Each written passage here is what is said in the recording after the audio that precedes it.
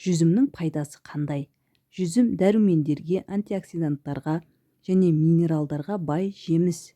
Оны мөлшермен тұтыну ағзаға көптеген пайда әкеледі. Бірінші, жүрекке пайдалы. Қан тамырларының серпімділігін сақтауға көмектеседі, қан айналымын жақсартады, қан қысымын қалыпты ұстауға ықпал етеді. Екінші, иммунитетті күшейтеді. С дәрумені мен антиоксиданттардың арқасында ағзаның қорғаныс қабілетін арттырады. Жасушаларды бос радикалдардың әсерінен қорғайды. Үшінші, ас қорытуға көмектеседі. Құрамындағы талшық ішектің жұмысын жақсартады, іш қатудың алдын алуға көмектеседі. Төртінші, миға пайдалы. Зейін мен есте сақтау қабілетін қолдауға ықпал етуі мүмкін. Ми жасушалары тотығу зақымынан қорғайтын қосылыстарға бай. Бесінші, теріге пайдасы. А, С дәрумендері мен полифенолдар терінің саулығын қолдайды. Терінің қартаю белгілерін баяулатуға көмектесуі мүмкін. Алтыншы, көздің саулығын қолдайды. Көз жасушаларын зақымданудан қорғауға көмектесетін антиоксиданттар бар. Жетінші, сүйекке пайдалы. Калий, магний және К дәрумені сүйек саулығын қолдайды. Сегізінші, қуат береді. Табиғи қанттардың арқасында ағзаға тез энергия береді. Спорттан кейін немесе шаршағанда пайдалы тағам болуы мүмкін. Жүзімнің зияны қандай? Жүзім пайдалы жеміс болғанмен оны шамадан тыс тұтыну кейбір адамдарға кері әсер етуі мүмкін.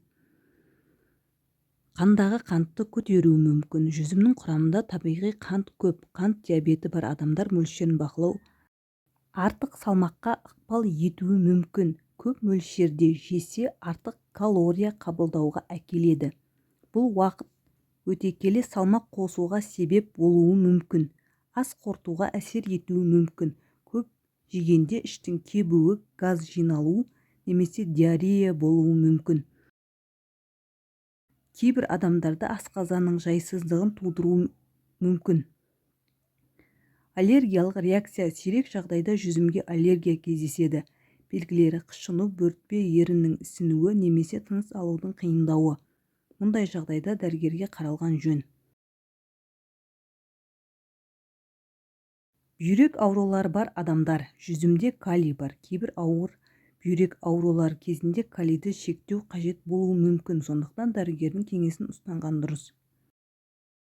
Кішкентай балалар үшін қауіп. Бүтін жүзім тұншығу қаупін тудыруы мүмкін. 4 жасқа дейінгі балаларға жүзімді 2-ге немесе 4-ге бөліп берген дұрыс.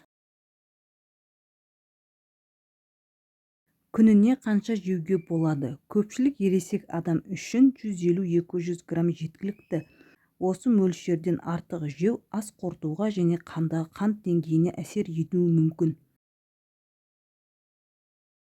Жүзімнің қара түсі әлде ақ түсі пайдалы ма? Екеуі де пайдалы, бірақ қара қою күлгін жүзімнің пайдасы көбірек деп есептеледі. Қара жүзімнің пайдасы антиоксиданттарға, әсіресе ресвераторларға бай. Жүрек пен қан тамырларының саулығын қолдауға көмектеседі. Жасушаларды тотығу зақымынан қорғайды. Қартаю үдерісін баяулатуға ықпал етуі мүмкін.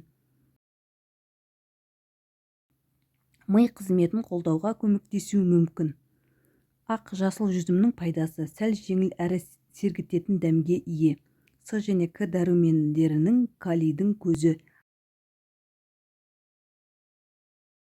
Ас қорытуға пайдалы, ағзаны ылғалдандыруға көмектеседі. Қайсысын таңдаған дұрыс? Жүрек пен жалпы денсаулық үшін қара жүзім тиімдірек. Егер таңдау керек болса, қара жүзімді таңдаған дұрыс, өйткені оның құрамындағы антиоксиданттар көбірек. Дегенмен екі түрі де дұрыс мөлшерде күніне шамамен 150-200 грамм тұтынылса ағзаға пайдалы.